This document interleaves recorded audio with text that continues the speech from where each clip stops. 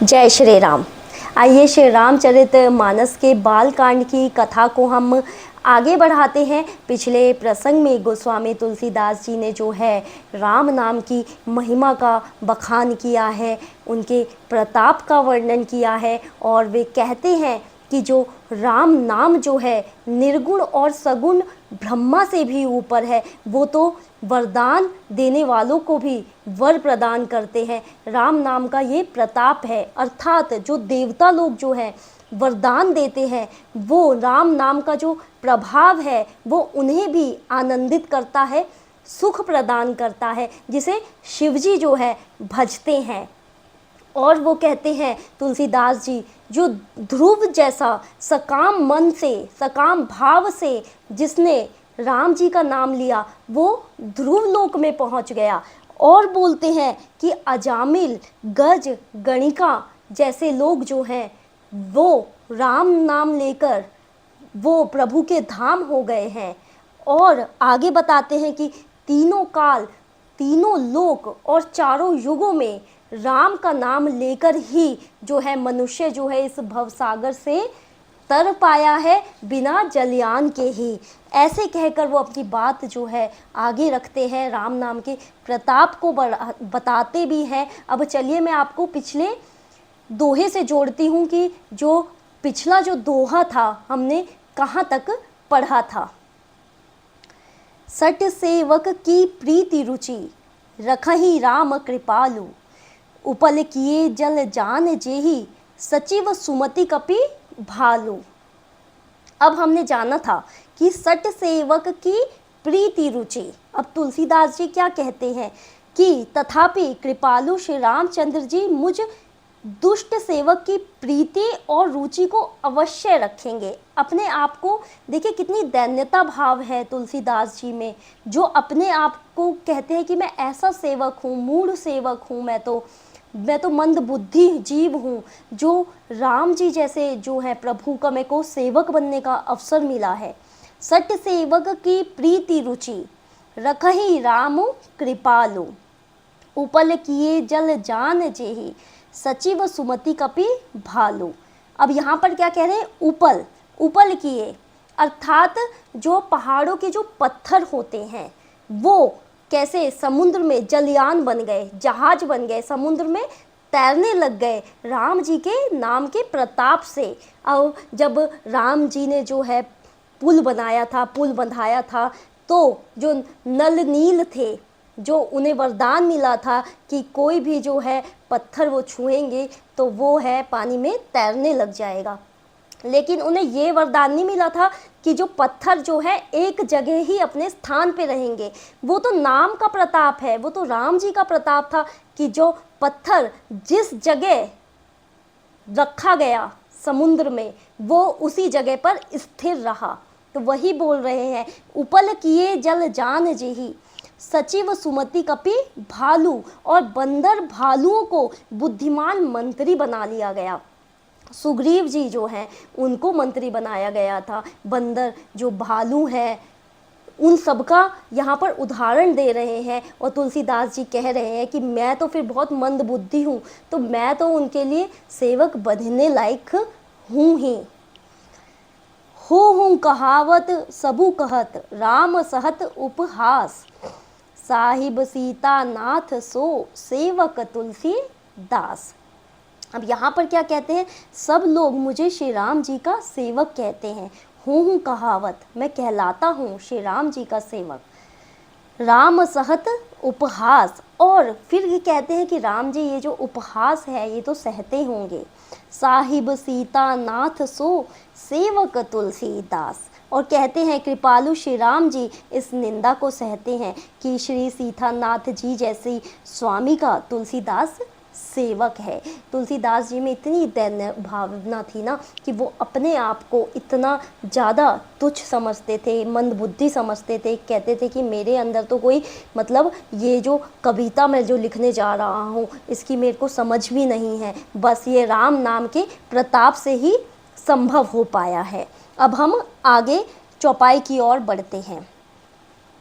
अति बड़ी मोरी ठिठाई खोरी, सुनी अग नर कहूँ नाक सकोरी, समझू सहम मोहि अपडर अपने, सो सुधि राम कीनी नहीं सपने। अब यहाँ पर क्या कहते हैं कि अति बड़ी मोरी ठिठाई खोरी, कि यह जो मेरी बहुत बड़ी ठिठाई और दोष है। ठिठाई का मतलब क्या है कि आपके अंदर जो है किसी चीज़ की कमी है, अभाव है। तो तुलसीदास जी वही कह रहे हैं कि ये जो मेरा दोष है, सुनु अग नर कहूँ नाक सकोरी, मेरे पाप को सुनकर नर्क ने भी नाक सिकुड़ ली है, अर्थात नर्क में भी मेरे लिए ठोर नहीं है।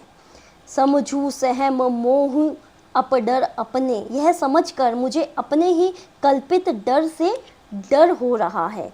सो सुधु राम कीन नहीं सपने, किंतु भगवान श्री रामचंद्र जी ने तो स्वप्न में भी इस पर ध्यान नहीं दिया। कहते हैं कि किस पर ध्यान नहीं दिया? मेरी ठिठाई पर। तुलसीदास जी कहते हैं कि जो मेरे अंदर कमी है, जो मेरे अंदर दोष है, उसके ऊपर राम जी ने पे ध्यान नहीं दिया, और सिर्फ उन्होंने क्या देखा? मेरा जो है निश्चल मन देखा, विशुद्ध भक्ति देखी है। वही इस चौपाई का यही भाव है कि प्रभु श्री राम जी न जाति, न वर्ण, न कुल, न ज्ञान देखते हैं, वो तो केवल भक्त का जो है सच्चा हृदय देखते हैं। जैसे तुलसीदास जी बोल रहे हैं कि मेरी इस ठिठाई दोष को भी जो है नरक में भी नाक सिकुड़ना, मतलब जब हमें कोई चीज़ पसंद नहीं आती है तब हम नाक सिकुड़ते हैं। तो वही कहना चाह रहे हैं कि वो सोचेंगे नरक में भी मैं इस सेवक को नरक में कैसे ले सकता हूँ। तो कहने का यहाँ पे यही तात्पर्य है कि भगवान जो है सिर्फ जो है आपकी हृदय की सच्ची भक्ति देखते हैं। सुनु अवलोकी सुचित चख चाही, भगति मोरी मति स्वामी सराही, कहत नसाई होई हियनी की, रीछत राम जानी जन जी की। अब यहाँ पर क्या कह रहे हैं? सुनी अवलोकी सुचित चख चाही, मतलब कह रहे वर मेरे प्रभु श्री रामचंद्र जी तो इस बात को सुनकर, सुनी, अवलोकी देखकर, सुचित चख चाही। सुचित मतलब जो सुचित रूपी हृदय जो है, सच्चा जो हृदय रूपी जो उनके नेत्र हैं, प्रभु के जो नेत्र हैं, वो उसे निरीक्षण करेंगे और मेरी भक्ति और बुद्धि की सराहना करेंगे। भक्ति मोरी, तुलसीदास जी कह रहे भक्ति मोरी मति अर्थात बुद्धि स्वामी सराहे, स्वामी प्रभु श्री राम जी जो है सराहेंगे, सराहना करेंगे अपने इन सुंदर नेत्रों से। कहत नसाई होई हिये नीके। अब यहाँ पर क्या कह रहे हैं? क्योंकि कहने में चाहे बिगड़ जाए परंतु हृदय में अच्छापन होना चाहिए। रीझत राम जानी जन जी के, अर्थात क्या कहने का भाव है यहाँ पर कि श्री रामचंद्र जी भी दास के हृदय की स्थिति जानकर ही रीझते हैं। रीझना मतलब यहाँ पर प्रसन्न होते हैं। वो ये नहीं देखते कि भक्त का यहाँ पर ज्ञान भक्ति से ऊपर जो है वो क्या देखते हैं? भक्त का हृदय देखते हैं, विशुद्ध हृदय देखते हैं वो भक्त का। अगर ज्ञान और भक्ति थोड़ा ऊपर नीचे भी होगी ना तो भगवान जो है वो क्या कहेंगे? वो अपने जो बच्चा होता है माता पिता के लिए उस तरीके से समझेंगे कि बालक जो है भटक गया है अपने रास्ते से, लेकिन वो उसको सही रास्ते पे ला देंगे। लेकिन शर्त ये है कि आपके अंदर जो है विशुद्ध भक्ति होनी चाहिए। हृदय ही देखा जाता है और ज्ञान भक्ति में ऊपर नीचे हो भी गया लेकिन हृदय आपका अच्छा होना चाहिए। सिर्फ बाहर से नहीं, अंदर से हृदय देखते हैं भगवान जी। कहने का यहाँ पर यही तात्पर्य है। रहती ना प्रभु चित चूक किए की, करत सुरति सय बार हिए की, जेहि अग बधेऊ ब्याद जिमी बाली, फिरी सकूठ सोई की न कुचाली। अब यहाँ पर क्या कहते हैं? रहती ना प्रभु चित चूक किए की, कि प्रभु के चित्त में, प्रभु के जो हृदय में अपने भक्तों की हुई जो भूल चूक होती है वो याद नहीं रहती है।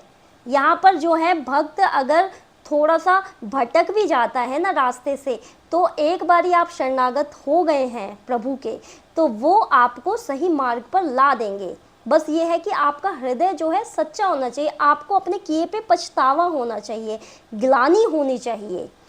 करत सुरति सय बार हिये की, और क्या कहते हैं कि उनके हृदय को 100 बार याद करते रहते हैं। मतलब यहाँ पे कहने का भाव ये है कि प्रभु जो है अपने भक्त की अच्छाइयों को ही याद रखते हैं, उनकी जो है बुराइयां नहीं देखेंगे अगर आप सच्चे हृदय से उनकी शरण में चले जाते हैं।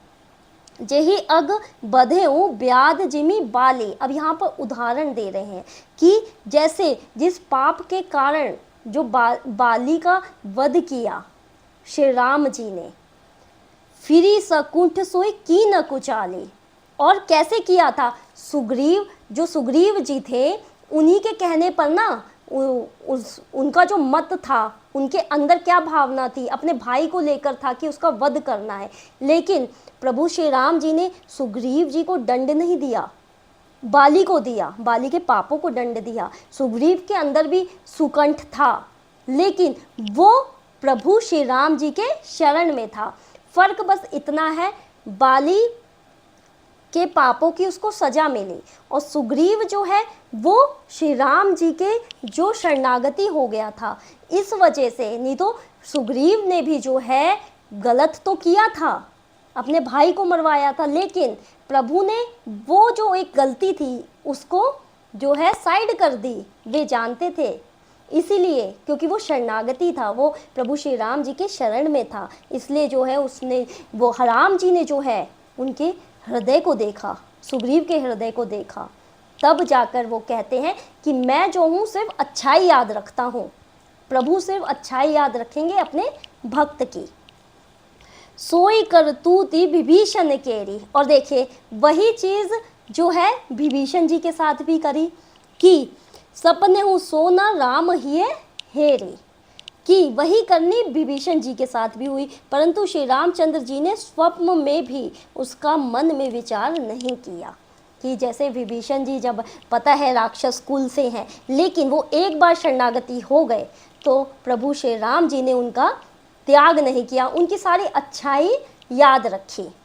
ते भरत ही भेटत सन माने। और कैसे याद रखी? उल्टे भरत जी से मिलने के समय श्री रघुनाथ जी ने उनका सम्मान किया, विभीषण जी का सम्मान किया, और राजसभा में भी उनके गुणों का बखान किया है। ऐसे हैं प्रभु श्री राम, उनकी जो महिमा है, उनका जो प्रताप है, कहने का भाव बस यही है कि वो भक्त के हृदय को देखते हैं। अब यहाँ पर दोहा है, प्रभु तरु तर कपि डार पर ते किए आप समान, तुलसी कहूँ ना राम से साहिब सील निधान। अब यहाँ पर क्या कहते हैं कि प्रभु तरु तर कपि डार तब, प्रभु श्री रामचंद्र जी तो वृक्ष के नीचे और बंदर जो है डाली पर। प्रभु तरु अर्थात पेड़ के नीचे और कपि डार पर, कपि अर्थात जो वानर हैं वो तो डाल पर रहने वाले हैं। अर्थात कहाँ मर्यादा पुरुषोत्तम सच्चिदानंद जो है परमात्मा श्री राम जी, और कहाँ पेड़ों की शाखाओं पर कूदने वाले बंदर। परंतु ऐसे बंदरों को भी उन्होंने सम्मान दिया, उन्हें जो है अपनी जो है शरणागत भक्ति प्रदान करी, शरणागत वत्सलता प्रदान करी प्रभु श्री राम जी ने। तुलसी कहूँ न राम से साहिब सील निधान। अब यहाँ पर क्या कह रहे हैं तुलसीदास जी? तुलसीदास जी कहते हैं कि श्री रामचंद्र जी सरीखे शील निधान स्वामी कहीं भी नहीं है। वो यही कह रहे हैं कि कहाँ श्री रामचंद्र जी, और कह रहे वो, और जो वानर लोग हैं कहाँ वो पेड़ों पे बस इधर से उधर उछलते हैं। उनको जब जो है राम जी ने उनको अपनी सच्ची भक्ति प्रदान की है, तो तुलसीदास जी कह रहे मैं तो बड़ा एक तुच्छ सा जीव हूँ, तो वो मुझे क्यों नहीं अपनी भक्ति प्रदान करेंगे।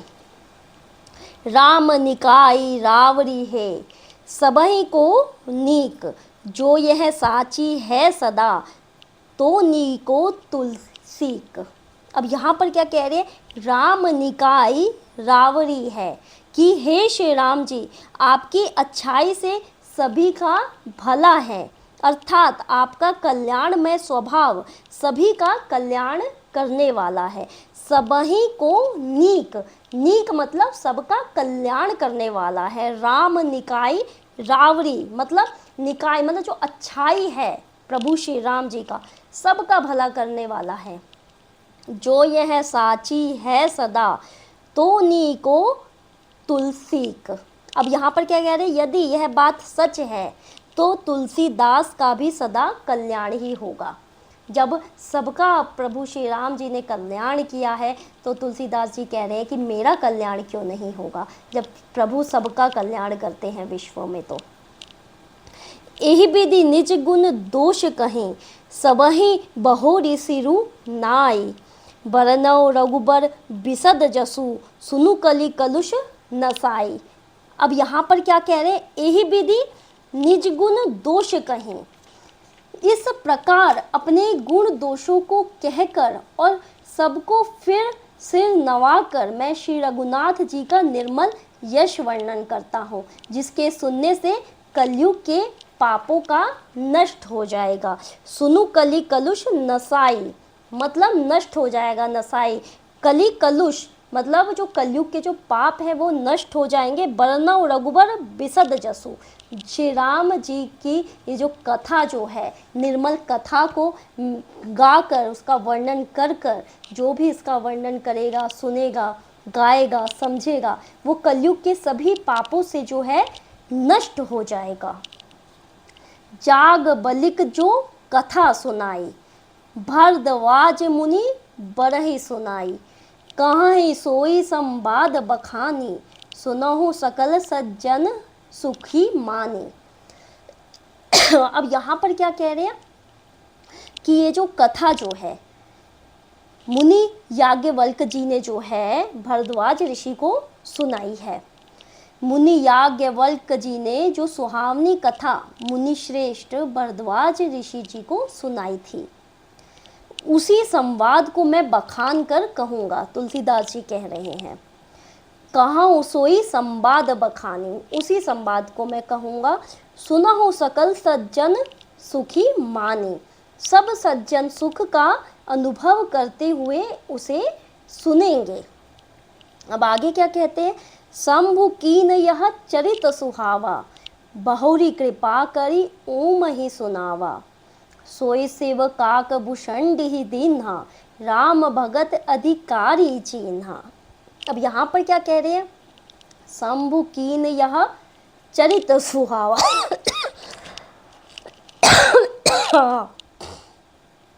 कि शिवजी ने पहले जो है इस सुहावने चरित्र को रचा।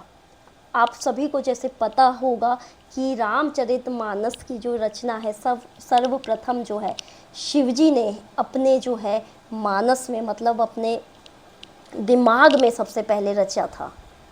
उसके बाद जो है शिवजी ने ये कथा सुनाई थी।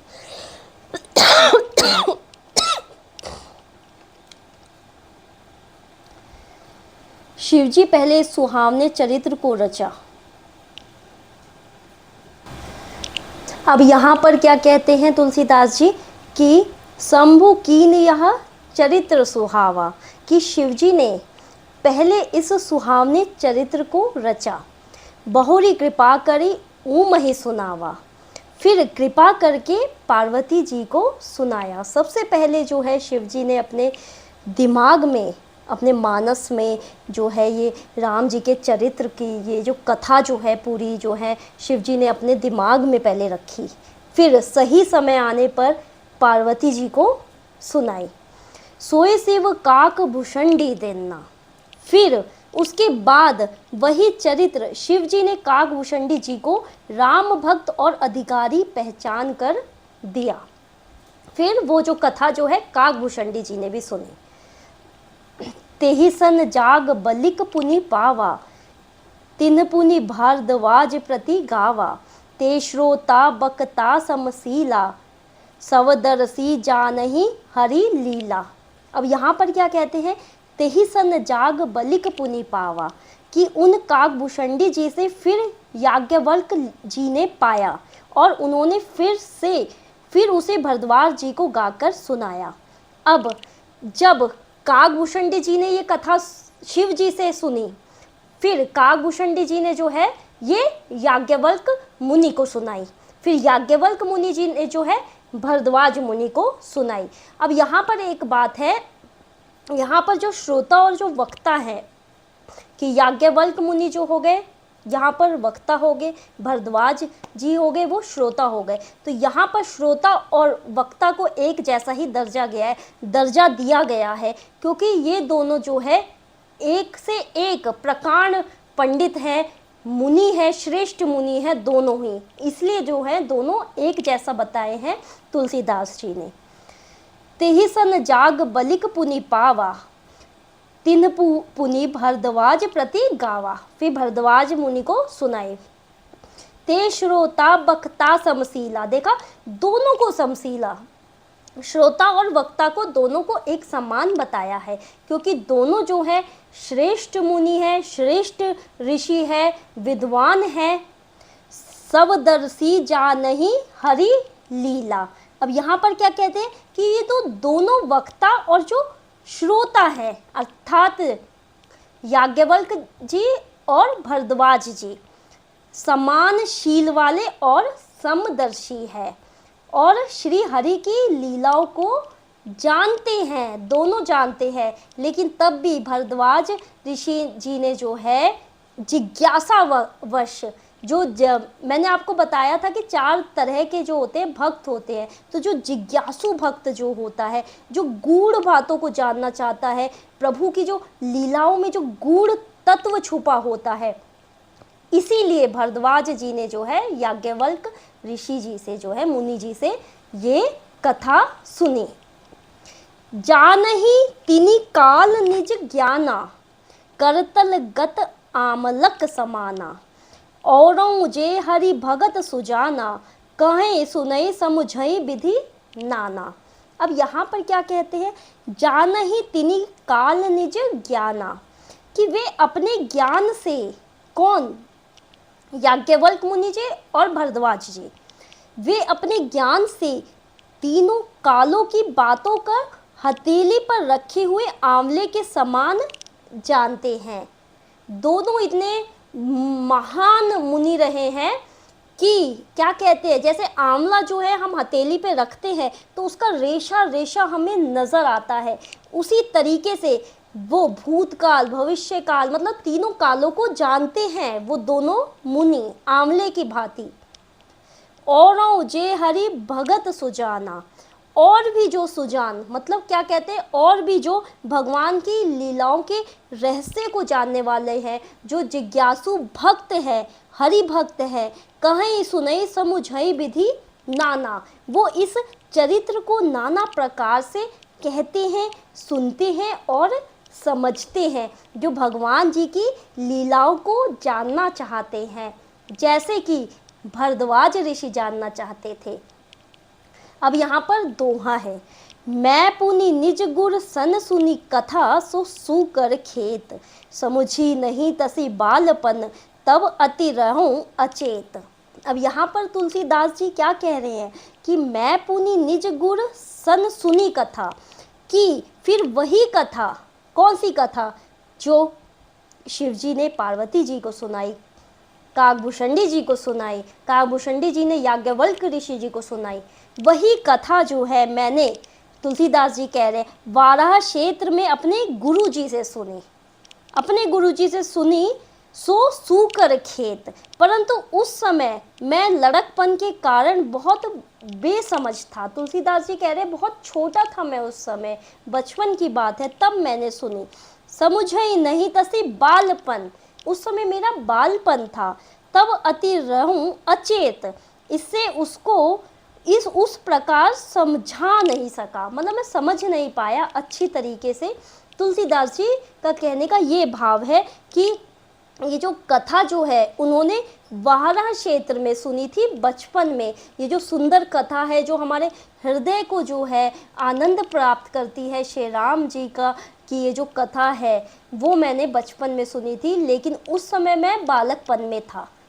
और अब आगे क्या कहते हैं, श्रोता बक्ता ज्ञान निधि, कथा राम के गूढ़, किमी समझो मैं जीव जड़, कलिमल ग्रसित विमूढ़।